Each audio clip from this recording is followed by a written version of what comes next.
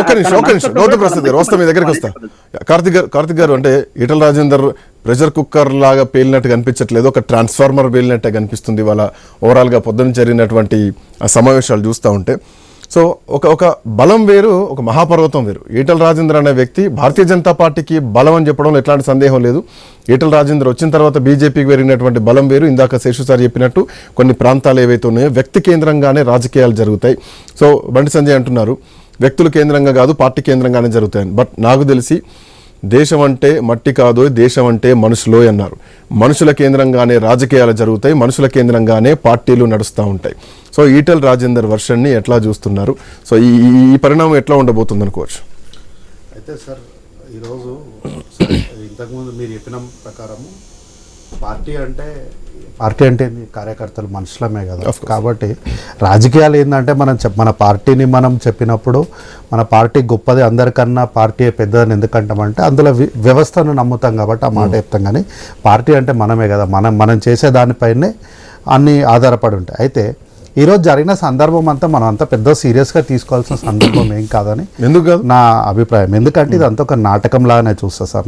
ఎందుకంటే ఇదంతా ముందే కిషన్ రెడ్డి లేదంటే బండి సంజయ్ లేదంటే రఘునందన్ రావు ధర్మపురి అరవింద్ ఆ పార్టీలో ఉన్న వాళ్ళు ఏమైనా అట్లాంటి టిక్ టాక్స్ ప్లే చేస్తే మీరు అన్నట్టు ఒక డ్రామా అనుకోవచ్చు.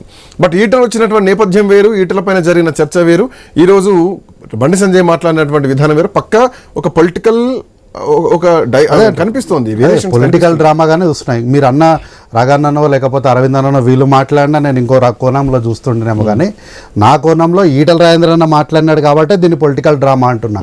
ఎందుకంటే ముందు ఇది మీడియా వేదికల పైన ఇట్లాంటి సందర్భాలపైన ముందు మాటల తూటాలు పేలుతాయి, తర్వాత కొన్ని దాడులు దాకపోతాయి.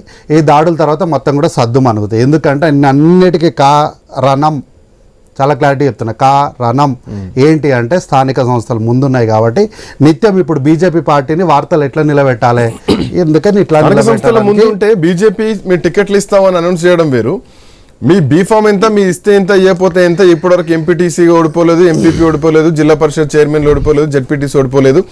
నా నియోజకవర్గంలో ఓటం అనేది లేదు, మొత్తం క్లీన్ స్వీప్ చేసిన చరిత్ర నాది, నీ చరిత్ర ఏంది, నా చరిత్ర ఏంది చూసుకుందాం పా అని అల్టిమేటివ్ ఇచ్చారు. ఒకవేళ బీజేపీ బీఫామ్ ఇవ్వకపోయినా ఈటల రాజేందర్ నిర్ణయాన్ని క్లియర్గా ఈరోజు చెప్పేశారు. అదే అంటున్నా, ఇంత ఘాటు వ్యాఖ్యలు చేయకపోతే మన అందరం కూర్చొని ఇంత పెద్ద చర్చగా ఎందుకు మాట్లాడతాం? ఏదో ఒకటి ఫైర్ చేయాలి. సో ఎట్లో అట్లా ఫైర్ చేయాలి కాబట్టి ఇట్లాంటి వ్యాఖ్యలు వాడితేనే, అంటే ఈటల రాజేంద్ర అన్న వాడితేనే అరే ఎంతో సౌమ్యుడు, చాలా మంచోడు, ఇంత బాధతోనే మాట్లాడినాడని ఇప్పుడు మనందరం చర్చలో మాట్లాడాల్సిన పరిస్థితికి వస్తుంది. అన్నగారు ఎంత సౌమ్యుడు ఈటల రాజేంద్ర అంటే నిజంగా చాలా సౌమ్యుడు అన్న.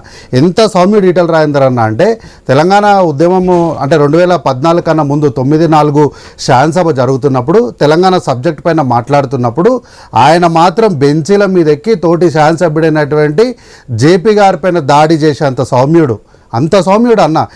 మొన్ననే మనం ఎంత సౌమ్యంగా మాట్లాడినాడో చూసినాం కదా. రేవంత్ రెడ్డి గారి విషయంలో, ముఖ్యమంత్రి గారి విషయంలో ఎంత సౌమ్యంగా మాట్లాడినాడు. కాబట్టి ఈటల రాజేంద్ర అన్న అంటేనే సౌమ్యుడు అంటేనే ఈటల రాజేంద్ర అన్న. అయితే ఇంతకుముందు నందరెడ్డి అన్న మాట్లాడుకుంటూ మా దగ్గర గ్రూపులు ఏం లేవు, అందరూ సమానమే మేమంతా అని ఒక పెద్ద మాట అన్నాడు. అందరూ సమానమే, వీళ్ళందరూ నిజంగానే వీళ్ళందరూ సమానం. కాకపోతే ఆర్ఎస్ఎస్ వాళ్ళు కొంచెం ఎక్కువ సమానము, ఈ విషయాన్ని వాళ్ళు తెలుసుకోవాలి. అయితే పార్టీ పరంగానే చెప్పిండు బీజేపీని గెలిపిస్తా అంటుండు కదా, వేరెవరిని కాదు కదా నందరెడ్డి అన్న అన్నాడు. అవును సార్, ఆయన పార్టీ పరంగానే చెప్పినప్పుడు మరి ఆయన వాడిన వ్యాఖ్యలో ఏమన్నాడు? ఇంతవరకు ఓడిపోయిందే లేదు ఇక్కడ, మీరెంత, మీ ఇంకా సో అండ్ సోన్ పదాలన్నీ వాడిండు. సో ఎప్పుడు ఓడిపోయింది లేదంటే ప్రశ్న, అసలు బీజేపీ గెలిచింది ఎప్పుడు అక్కడ?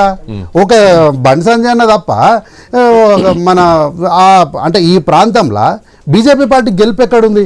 కాబట్టి ఆయన ప్రత్యేకంగా మాట్లాడింది బీజేపీ పార్టీని ఉద్దేశించే మాట్లాడుతూ ఎక్కడా కూడా ఆయన నందరెడ్డి అన్న చెప్పినట్టు బీజేపీనే గెలిపిస్తాను అన్న పదాన్ని మాత్రం ఆయన ఎక్కడ కూడా వాడలేదు. సమావేశంలో బీజేపీ కండువా కానీ బీజేపీ